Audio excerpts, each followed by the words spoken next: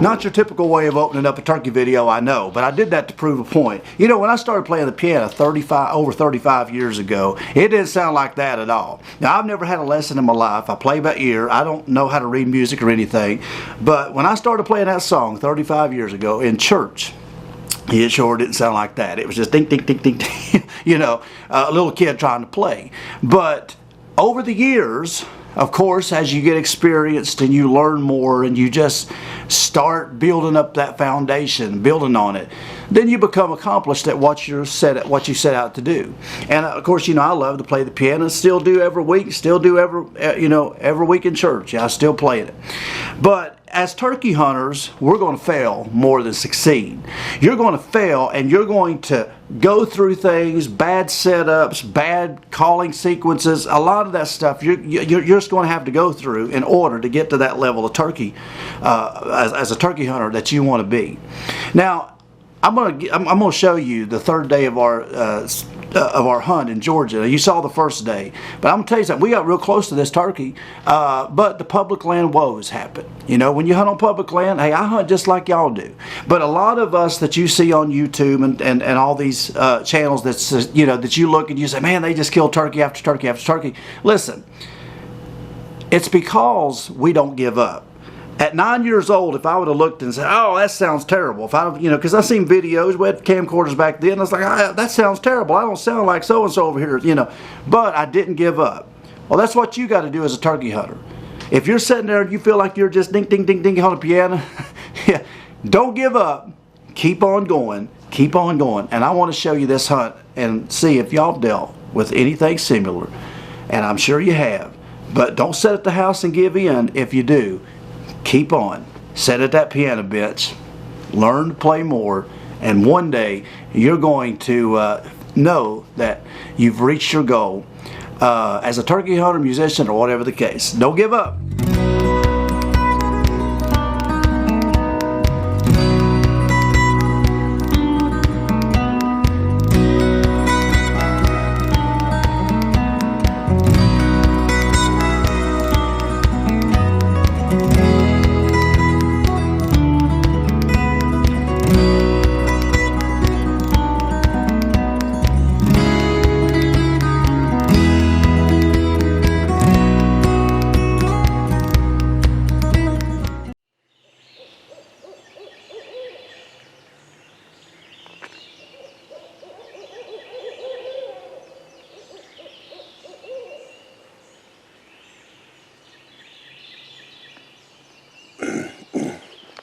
All that owl hooting, you'd think something would gobble.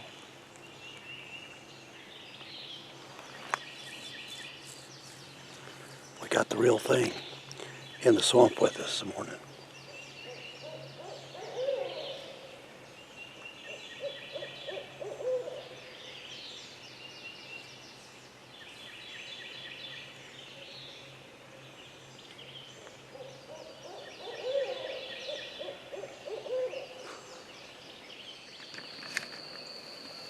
So we got this turkey gobbling. There's some truck that goes up here and starts going down to that turkey. And they're like mudding and they're like making the awfulest bunch of noise. Now all you guys they're call shy, they're educated. Now this is what educates them. Now, some blooming idiot is trying to get a truck down this road to that gobbler. It's way back there. But that's exactly what they're doing. Now, we're over here, way over here, and hear that truck. What do you think that gobbler's doing? They shut the vehicle off, so they're up here now. So they're going to that turkey. It's not call shy. That's what makes them shy right there. I mean, walk, folks. Unless you're so disabled that you need to, that you can't walk or whatever the case, and then, you need to try to figure out something. But if you're going to hunt and you can able to walk, don't do that, because that right there is exactly what happens. And that's why you don't hear no turkeys. And that's why after 3 or 4 days of season, they just go quiet. It ain't call shy. It's idiot shy right there. That's what it is right there. Well, I guess we can go on the other side, and there's another one gobbling farther than that one. But, oh, it's frustrating when it happens. But seriously, why would you take an F-150? I think that's what that guy was in. I think it's the same guy. Why would you take it right up the middle of the road and make all that noise going through mud and everything trying to get to a turkey? I don't know.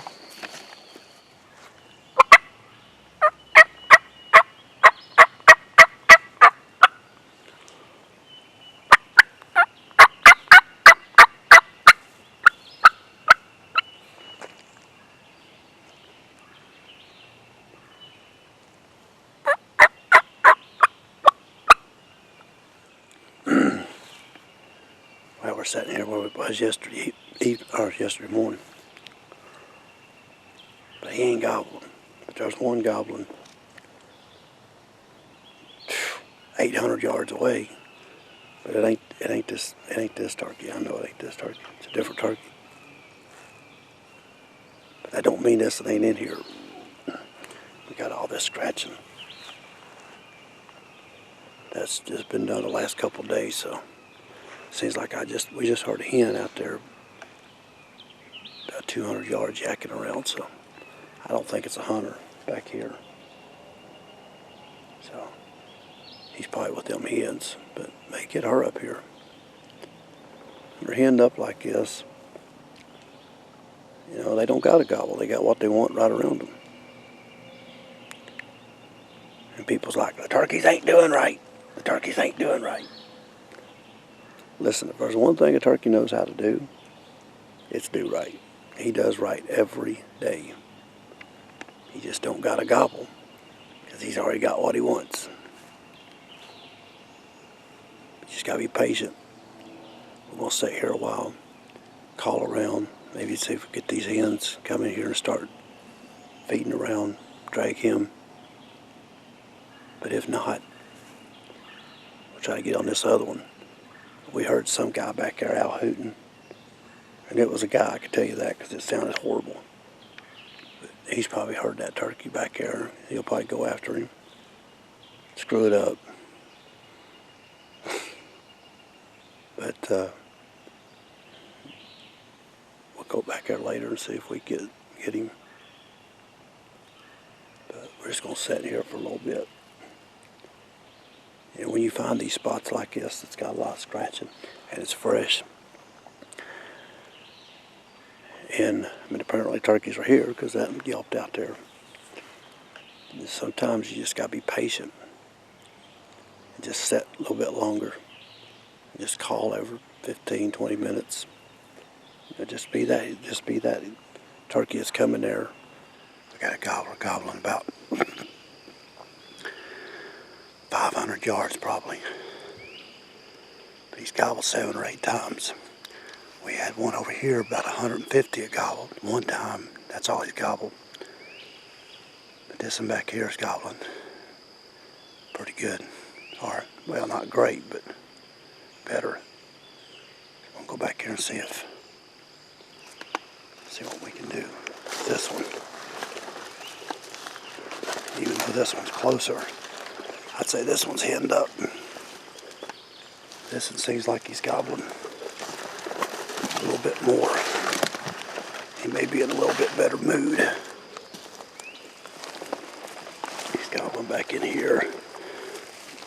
About 400 or 500 yards back in that swamp. So we're just going to ease. We're just going to ease through here.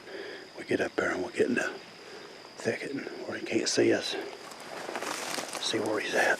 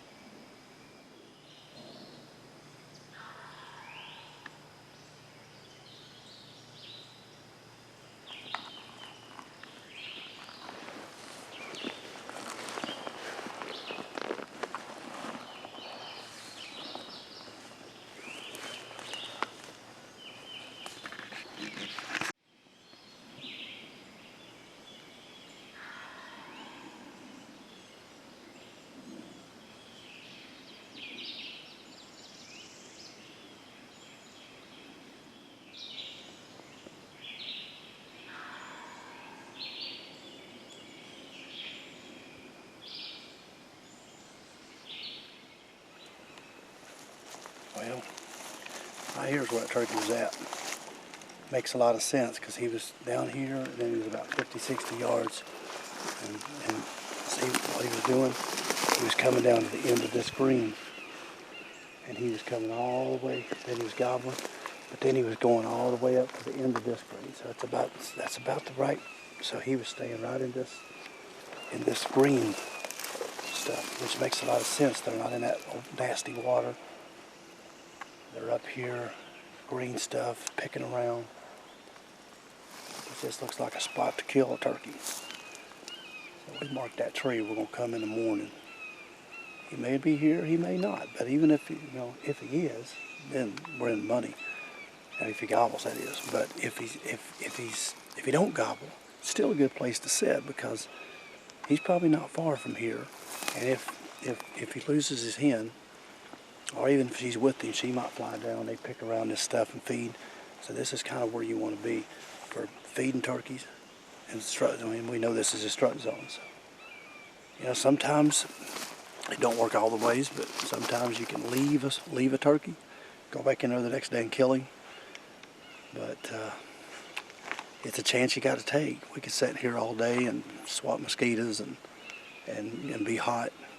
And he may not come in here till dark and roost, but get here early and just kind of get in here and set up real quiet. We'll slip in here in the morning. You don't want to sit over here because all these weeds is high and you can't see out through there. So we're going to mark this tree right here and go to them 2 trees over there. That way you're kind of up a little bit higher and you can see this whole thing. That way, if he does have his hen and he don't gobble, he'll come out here and pick around. You can see him. But if he's doing the same thing he did today, he'll be walking all this. And so we'll split the difference. So hopefully it works. It's worked before. Sometimes it hasn't worked. Sometimes it does. You just have to roll the dice and come back in the morning. I've got about half a day to hunt, and we're going to roll on to Alabama. But maybe we'll have some last day success. That'd be all right with me. Well, he gobbled a bunch, though. He gobbled probably 80 times. So he gobbled him up a hen. See, that's what happens. Somebody say, well, why'd they quit gobbling? Well, he's in a strut zone. He may be over here at at least 150 yards or 150 yards over here yakking. He gobbled back at me a few times. Why is he going to come all the way over there when he sees out in this open, he sees a hen out in here, and he gobbles him up a hen, and that's why they shut up. You didn't do nothing wrong. It just happened. It just happens. So you just got to let him be with his hens and then come back in here in the morning, and then you be the hen.